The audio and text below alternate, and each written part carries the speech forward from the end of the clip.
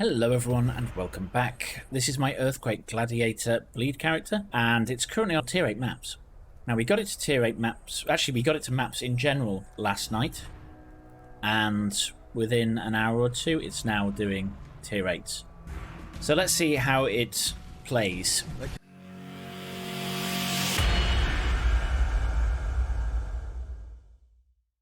We hit things and they sort of die.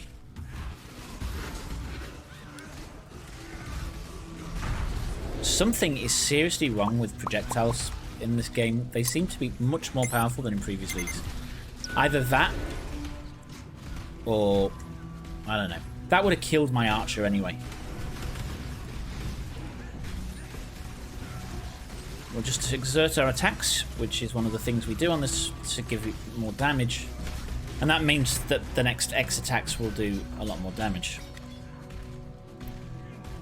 So this thing shreds pretty much anything, and we basically run around the map one-shotting things. And I had the wrong thing selected, which is a bit annoying. So I want to be on yellow sand stance, because that will give us challenger charges against the magic stuff.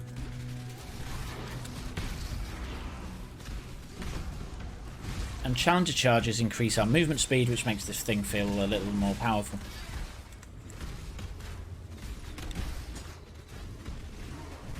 So the way this works is we just jump in, hit, and jump away to hit the next packs, and everything dies. So the way this skill works is when you first hit the ground, you get a little fissure which then explodes. That explosion is what does all our damage. So I suppose one of the questions is why Earthquake for bleed? And that's because Earthquake scales. It basically gives 150% more damage to hits and ailments on the aftershock. So first shock and then aftershock. Now the aftershock is delayed, so all your damage is slightly deferred, so you do need to be able to survive between hits. And this character's got a lot of physical damage mitigation, which we can't say for any of my other characters in this league, which are all evasion based. I'm not 100% settled on using this flask yet, because it knocks stuff back, which could knock them out of my aftershock range. So this looks like the same map as the one the archer ran, but this is 7 levels higher than that one. So everything should be more damaging. We should exert our hits. And it's down. Now the other thing is, I'm hitting more than I need to there, because I could actually just hit and run away. And that thing probably would have died. I can't do this just yet. And I over-leveled my minion just before this map. I haven't put it back yet, but my minion is supposed to be on cast when damage taken.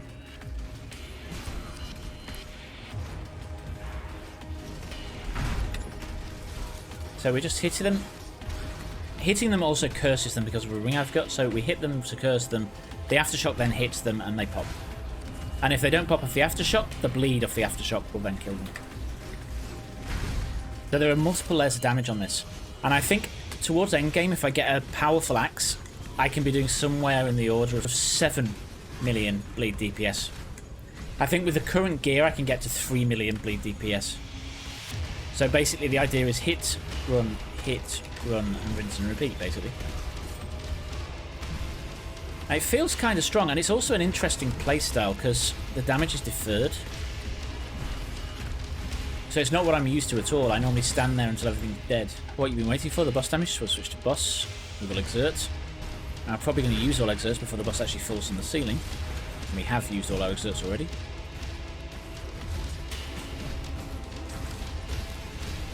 Exert again. Boss. Hit. And he died. So yes, this can one-shot bosses too. Again, doesn't do quite as much damage as the archer or quite as fast.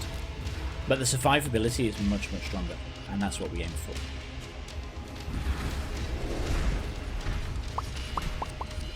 So this is some earlier content from a tier 6 map. It was my first Alva. And as you can see, the boss is already dead. And this is why I sort of jumped into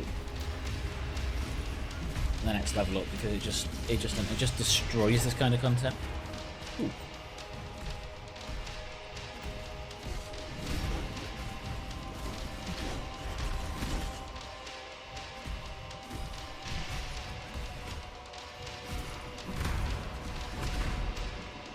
Two of them.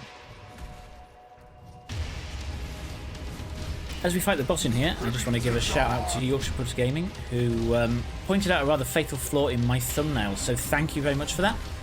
You should check them out, they do survival games, and they're very, very good and very, very funny. There will be a link in the description of this video below, so please do check them out.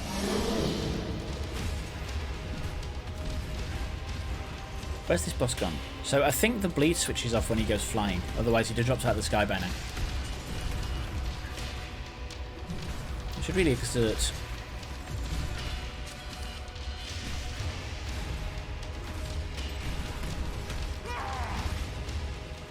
There he is.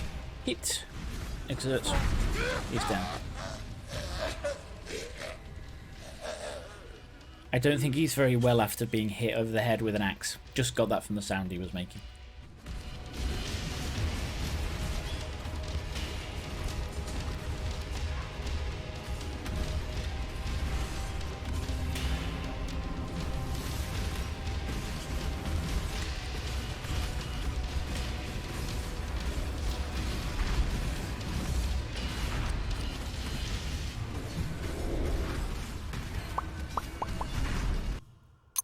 Who says rituals never give you anything? And this is a metamorph, so it would be rude not to do it.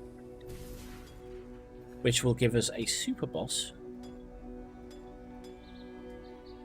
Let's exert. 1. I can't do this just yet. Run away. 2. Run away. And 3.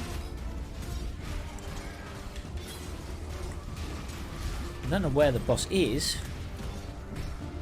Did I kill him? Okay, I killed him without realising. The character's looking pretty neat, actually.